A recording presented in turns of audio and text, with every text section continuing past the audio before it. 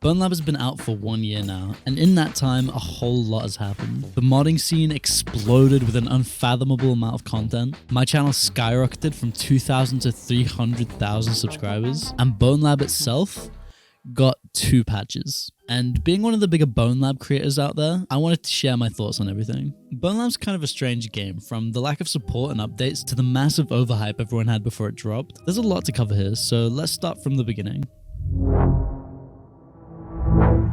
BoneLab is a sequel to a game called Boneworks. Now at the time, Boneworks was a miracle for VR gaming back in 2019, introducing players to fully physical, interactable environments that were a joy to explore and just mess around in. While for some this level of physics-based gaming could be intense, once you got a feel for it, it was some of the best VR you could play. It was safe to say that the bar for VR experiences shot through the roof after Boneworks. With a campaign that takes an average of 10 hours to complete, this game was meaty. There was a meaty 10 hours to just chew through. And after it was done, I couldn't help but wish that there was even more meat. That's how tasty it was. So to hear that this game was getting a sequel, people went nuts, and rightfully so.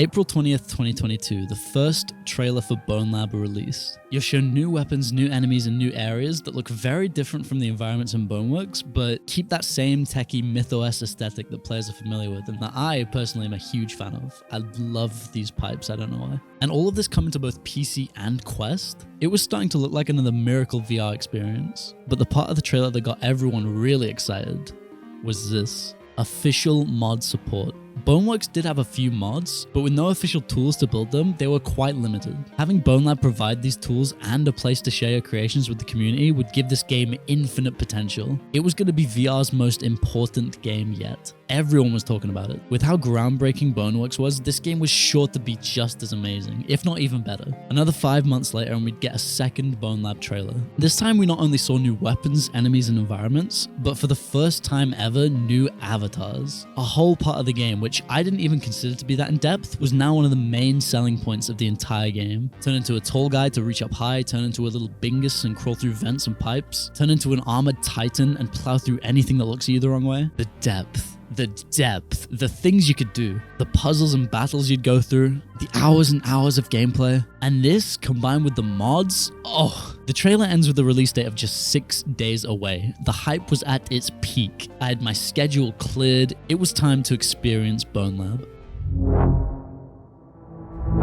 September 29th, 2022, BoneLab releases. I eagerly went live to my 3 viewers, dove into the first level, and it was great. Oh, I like that. I like that sound. I was having a blast, like I was right back in 2019, exploring the levels of Boneworks, albeit a little more linear than I expected, but that was okay. I hopped into this elevator, went through this really trippy falling experience, and I got lost. I had no idea what to do next. I went into one of those arcade levels thinking it would unlock something maybe, but ultimately I still had no clue what I was doing. After about 40 minutes of scurrying around, I finally figured out what to do here. I'm not sure if this was my fault. I mean, looking back on it now, I was supposed to go right there, right in the middle. But did you guys struggle with this? Apparently I wasn't the only one, since the devs added these lights that make it way more obvious where to go. After this, I made my way through Long Run, and I was really starting to feel how linear this game was. I figured that because BoneLab was designed to run on Quest, they had to take a very different approach to level design. In Boneworks, those limitations didn't exist, allowing for more open areas and generally just more stuff. I got to this part with the train thing and again got stuck for another embarrassing 10 minutes. I was so convinced that this train played a part in the puzzle I had to solve here. Turns out you just hit this button to activate a jump pad and you move on. At the time, this was pretty demoralizing for me. At the end of this section, I actually ended up turning off the stream because I didn't feel like I was being entertaining enough, since I just kept getting stuck in different parts for ages. Natalie was there for me though. Could we get a thank you, Natalie, in the comments? That'd be great. Mind Dive was pretty fun. It got me used to sitting in a vehicle, which was a new feature, but then came the meat. Big Anomaly had me fight through corridors of Omni projectors and corrupted null bodies, and finally, Jimmy Wong himself sent me on a quest to complete the Omnitrix and report back. It was starting to get tasty. The next few levels were short, but sweet, for the most part. Getting a feel for each avatar and what situations they excelled in was like unlocking a third eye. I was looking at my surroundings completely differently. I got back to Jimmy and he sent me on my way. With this new power he bestowed upon me, I was ready to take on the world. Launching directly into Ascent, I moved the balls, I smashed the skeletons, dodged the train, scaled the pillars, utilizing every avatar I learned for their specific talents. I took the elevator to home, fought through the cultists and the peasants, and it was over. It was done. That is the whole game.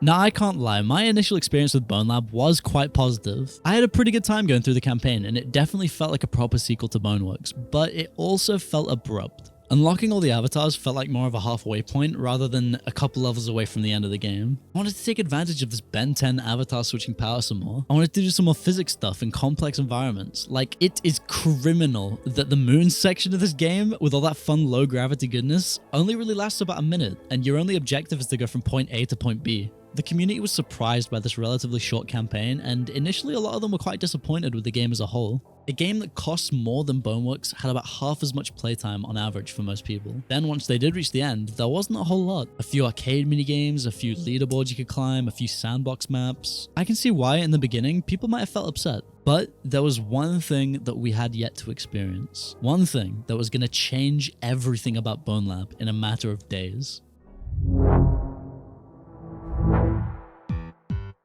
Yo, that's nuts! Why is his face so long? Oh, you're kidding me. This is intense. That is the first modded gun in BoneLab. Try to rocket ride it? Wait, that's actually a goated idea. One sec. Okay, well, there's only one thing to do. And science! I have no idea what the recoil on this is going to be, but let's try it out. I gotta be on some type of FBI watch list after this. How crazy is the explosion if I use 2 at once? Where'd the thing go? Why is there a chair out here? Dude, BoneLab Fusion's crazy. Yo. Mods were here, and it was a huge deal.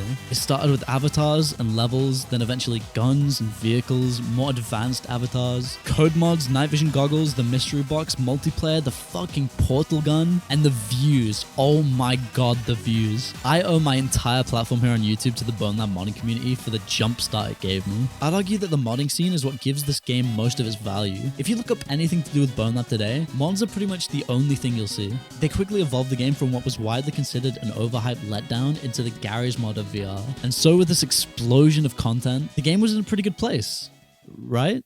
Well, it's not that simple.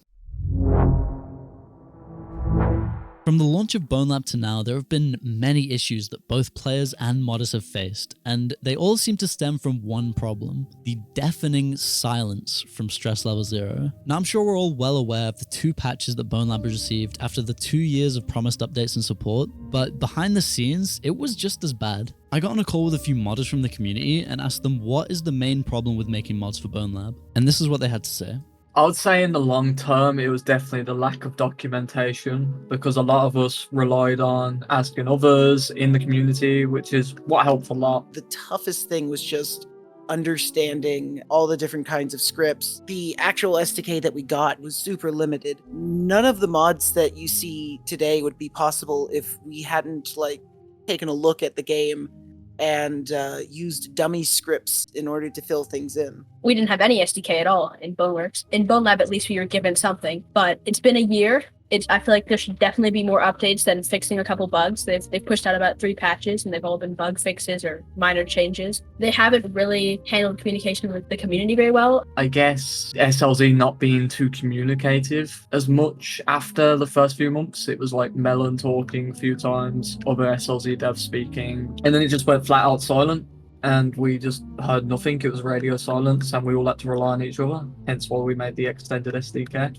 The extended SDK is a collection of ripped scripts directly from the game. It allows people to use, more complex sort of things, because in the official SDK, there's no way to do stuff like guns or cars or anything that's not an avatar, like a simple object that falls and stuff. It's been so long since they've given an update. I don't necessarily, like the radio silence, but in a way I kind of get it. They don't want to promise and then under-deliver. They could do better about explaining their goals and giving a better roadmap of what they're planning to do. I can fully understand the idea of not wanting to make a promise and then it just kind of falling through or setting up expectations, but it has been a little too quiet. I know there's been whispers all behind the scenes of things that are going on, but those are just whispers. It would be nice to see something a little tangible. Right now, it just feels like the game isn't going anywhere. The general consensus is that there was a point in time where SLG just stopped communicating. It was around the same time they put out the most recent update to the game, which was back in November 2022. I'm not entirely sure what happened. The Steam page went silent, the Twitter went silent, the YouTube went silent. The only news I could find was a couple tweets from Brandon telling us that they're focusing entirely on developing the Marrow engine. This silence from the studio is concerning. A lot of people feel abandoned, like we've been given this amazing platform for creation, but left to fend for ourselves after being promised support and guidance. I was originally going to be diving headfirst into BoneLab modding, importing my VTuber avatar and some basic models from Call of Duty Zombies, just to dip my toes into the process. Once the official SDK got updated, I was planning to take the time to learn how to expand on these mods I was making, but that update never came. And also the YouTube thing worked out, so even if there was an update, I probably wouldn't have time for it. So I just pay other people to make mods for me. So here we are, 1 year later. Do I hate BoneLab and never want to play it again? Do I think it was a cash grab? Do I think meta ruined what this game could have been for us all? No. Despite the game's design flaws and the lack of communication and updates, BoneLab is and always has been an extremely fun game to play. BoneLab on a technical level is very impressive. The physics rig is great, the interactions are great, they're the best interaction system in VR, just period. Just on a surface level, the actual, where the game is, base game content, it's not all there, but you can still have a lot of fun. I think the idea of a VR sandbox is always a very cool concept, especially BoneLab did it very, very well. It's a great, Marrow is a great engine. I like Marrow as an engine. It's nice. Considering my hype for it for a very long time, even since Boneworks, when it was known as Project 4, I've been amazingly hyped for that game. And when it came out, it honestly exceeded my expectations. I was very happy with how it turned out. Even without the modding scene, I was ecstatic with how it turned out. It felt like a complete successor to Boneworks. I feel like SLZ did an amazing job. I'm very appreciative of what they've gave us, and I'm very happy with the product that we got. So I would say BoneLab is a great game the way it is. To me, the magic of Boneworks was all the little interactions combining into one overwhelmingly fun experience. I could go to a locker, open it, pick up an axe, kill someone with that axe, stuff their body into the locker, and shut it again. That is cool. Or I just need to see a therapist. But that magic is still there in BoneLab, only this time with different avatars, endless mods, and most importantly, it's on Quest. Bringing that magic to a much wider audience on relatively limited hardware is a wild accomplishment that we can't overlook. The modding scene, while still in the dark about a lot of things, is doing fine thanks to its strong and passionate community building things like the extended SDK. And I'm still going to be playing and making content about the game. I actually have another 2 BoneLab videos I'm working on right now actually. But what do I think about the state of the game right now? Technically, they haven't broken their promise of continued updates, albeit with the significant hiatus we're in right now. And in my opinion, what they're focusing on right now is exactly what Brandon said, working on the Marrow engine. Hey, so this video is supposed to come out on the 29th of September to line up with BoneLab's anniversary, but just in case they gave us some kind of update, I held off for a little bit. I waited patiently throughout the whole day, and once midnight hit, nothing. So I continued to finish off the video, and at 1 a.m. the next day, we get this. It was kind of my fault for not taking time zones into account, but after 10 long months, the radio silence was finally broken. Brandon posted this update to the BoneLab Steam page, and to summarize it, he goes into what Stress Level 0 have been up to these past months. They've been focusing pretty much entirely on the Marrow SDK, so much so that it's taken priority over everything, including communications with the community. They're really trying to refine the feel of experiences that use Marrow. This update is very good, and lines up pretty closely with what I have to say in the last part of this video, so you should definitely watch to the end. Please watch to the end, thank you. I think they're going to release this as its own separate package so that developers can make VR experiences that reach the bar that BoneLab and Boneworks have set, providing the blood to the heart of these experiences, if you will. VR games are an entirely new medium, which makes them really hard to get right. The platform that Marrow provides is as close to an industry standard as I can think of.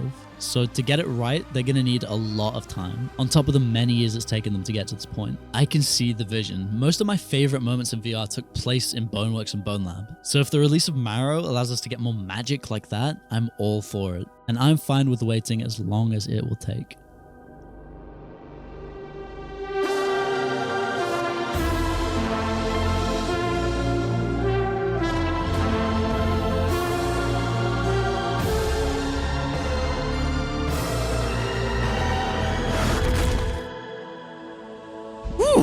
And there it is, my first big talky video. Wow. Was it good? Was it shit? Please let me know because I have absolutely no idea if I've done this right. I've just recovered from being ill for 2 weeks and it was really annoying not being able to work on stuff. So I poured 2 whole days of my life into this script. Huge thanks to everyone I got in contact with. All their stuff will be in the description, and also thanks to my partner for going over the script with me. And most of all, thank you for watching. I don't know how many more of these scripted talky videos I'm going to be doing. I just thought people would be interested in what I and some of the people in the community have to say about BoneLab this past year. Again, this game and the community behind it has given me so much this past year, and I cannot be more grateful to you guys and Stress Level Zero for everything they've done. And yeah, that's all I gotta say. Okay, bye.